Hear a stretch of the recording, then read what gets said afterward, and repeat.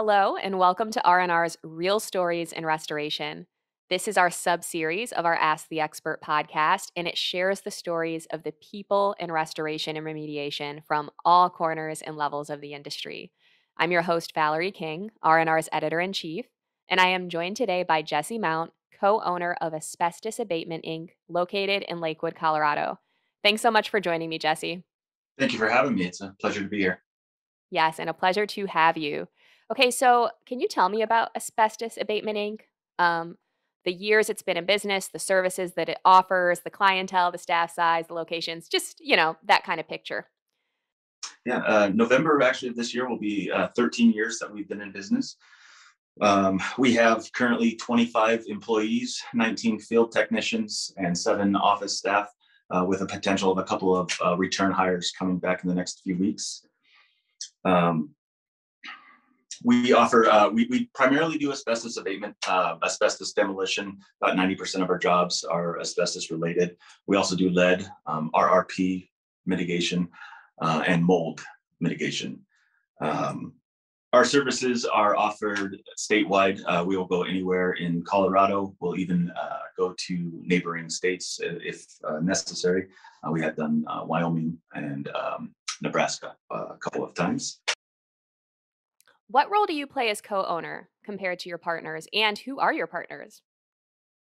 My primary role as a project manager is as a project manager, doing regulation compliance, scheduling, checking on jobs, hiring and firing, um, scheduling contractors to come in right after us, or what they need to do before we arrive to do our work.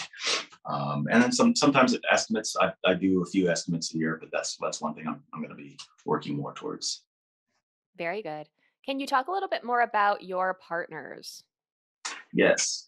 Joel and Jen are the owners of the company. Joel, his primary role is day-to-day operations, estimating, running.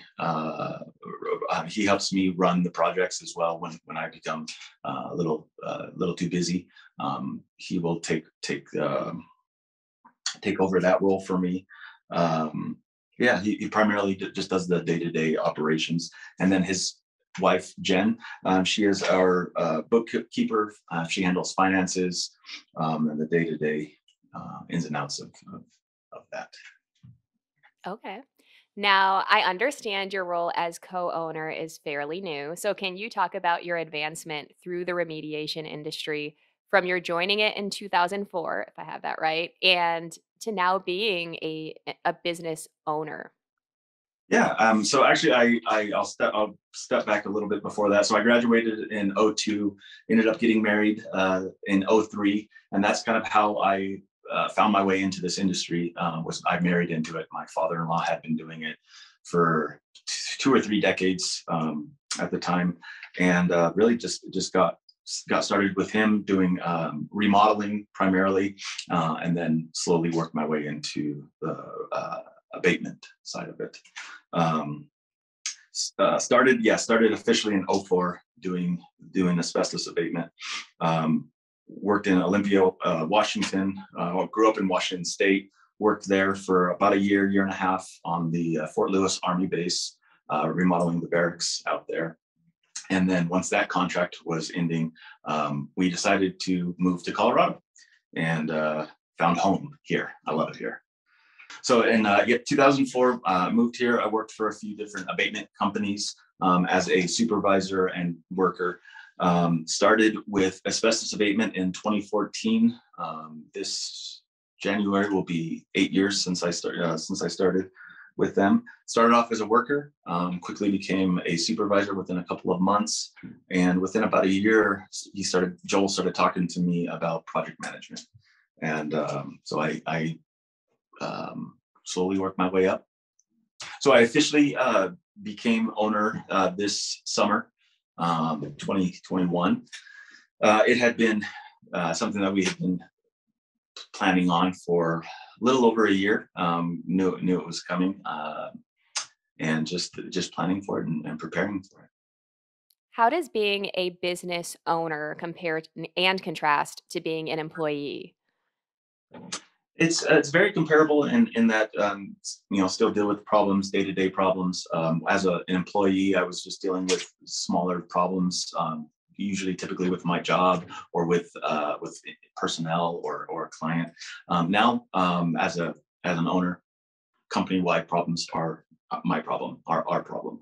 Um, so it's changed in that I have more responsibility and more pressure on me, but really it's very similar. Interesting. Now, let's talk about asbestos removal, given that it's asbestos abatementing's specialty, as you talked about earlier. Um, are the asbestos removal projects you take on typically tied to a loss, like water damage, fire damage, those sorts of things? Yes, yeah, I would say a good majority of them are. I'd probably put a percentage at 50 or 60% are either fire related, flood related, some sort of impact. Yeah. All right. And what about the work you do and the projects you take on that aren't tied to a loss? There isn't an insurance claim involved. It's not technically a property restoration job. What kinds of projects might those be? Sure. We do anything from commercial to residential projects. We'll have customers call us for a quote on a remodel of their home. Perhaps they're wanting to remove windows or putting new flooring in, or they're putting a second story on their home and need the ceilings taken out. Um, so we'll do that for customers, and we do a lot of work for general contractors as well. Very good. All right, back to restoration projects. When you are working on those loss sorts of projects, do you regularly work with restoration contractors? Um, does your company offer a comprehensive set of restoration and remediation services that you tend to take on most of it yourselves? How does that work? Yeah, so primarily we just do the demolition, the removal of asbestos. We don't do any of the build back.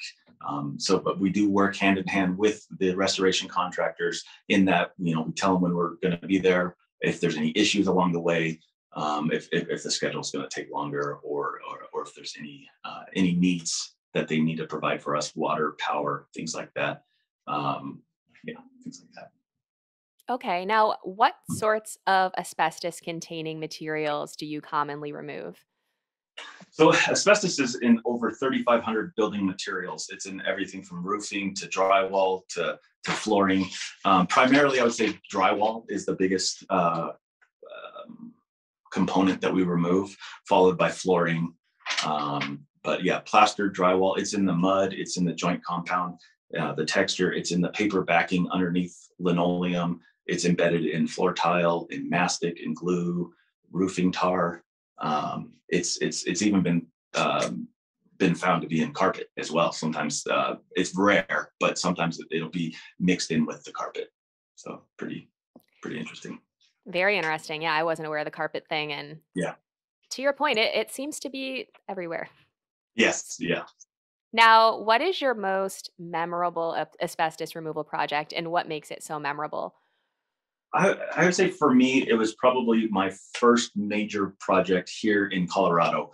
When I first moved here, I had been only probably about a year and change in the industry, and I had a multi-million-dollar project that I kind of was shoved into, more or less. I had about 25 to 30 crew members there. I was there. I took over for the remaining last 9 months or so of the project. It was a Volunteers of America, a VOA, in downtown Denver, a 16-story building, I believe. We were just doing remodel, or they were just doing remodeling of the kitchens and bathrooms. So it was just selective demolition, a little bit, for electrical here in the kitchen, a little bit for the plumbing here in the bathroom. But that project was probably my most memorable because it was a trial by fire type of job, and I learned a lot. I made mistakes, but I learned a lot from that one. Very cool. Yeah, there truly is nothing like learning by doing. So, in your opinion, what should those new to asbestos removal or considering adding it to their services know, or what should they consider based on your experience?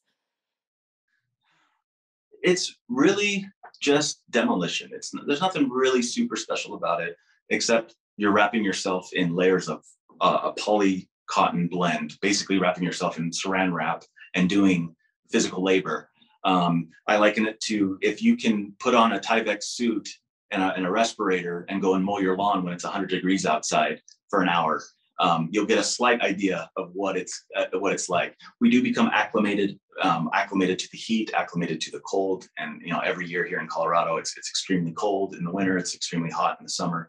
So it takes several weeks to become acclimated.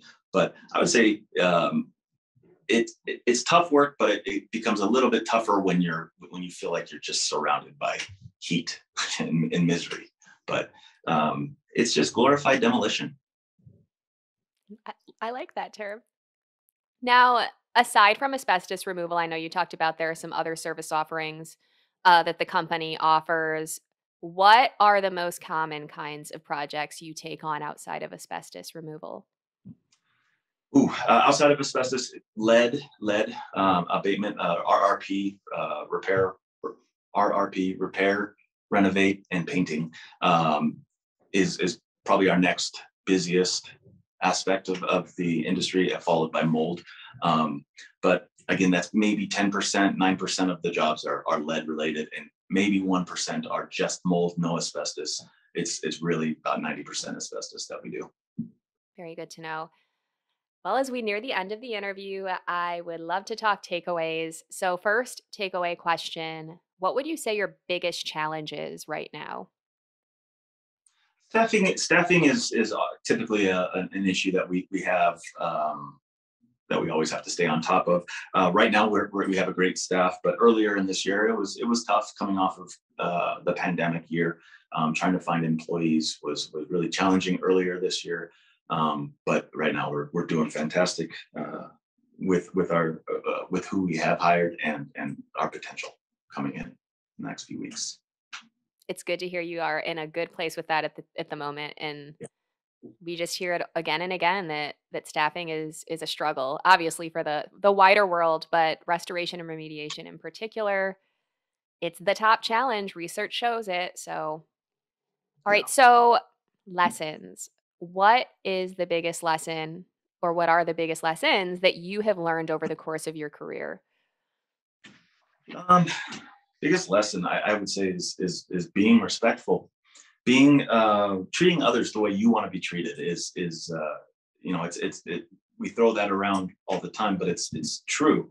I've worked for a few unethical companies here and there, throughout my career, and it's so refreshing working for someone who follows the rules, understands the reason why we have these rules in place to begin with, and doesn't expect you to cut those corners, type of thing. So it's that's one thing that I've learned, especially working for other contractors. They just, how you treat your customer is of vital importance, obviously, and I've seen both sides of it.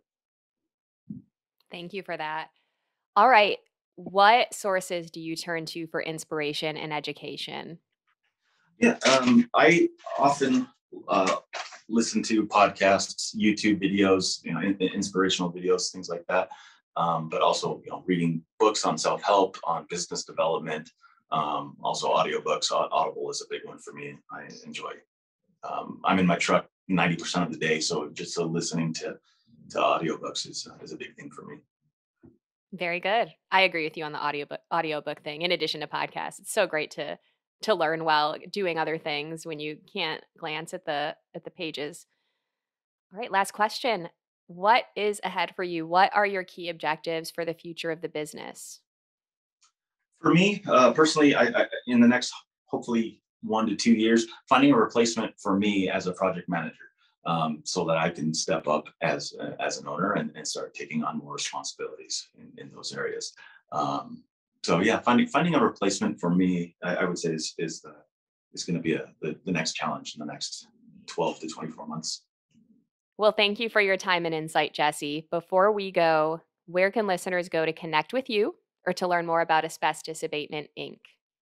Yeah, they can go to our website, asbestosfree.com. That will be the best place for them to go. Very good. Well, thank you again for joining me. Thank you. Yes. All right, listeners and viewers, for more insights on restoration, remediation, and the people behind it all, visit our website, rnrmagonline.com, Apple, Spotify, or YouTube. And if you haven't yet, please be sure to follow the podcast to keep up with our latest episodes and give us a quick review and rating. We're also on LinkedIn, Twitter, and Facebook, so we invite you to follow us there too. And if you're interested in sharing your real story in restoration, no matter where you sit in the industry, or the world, or your level, please reach out to me at kingv@bnpmedia.com. This has been R&R's Real Stories in Restoration. Thank you for listening.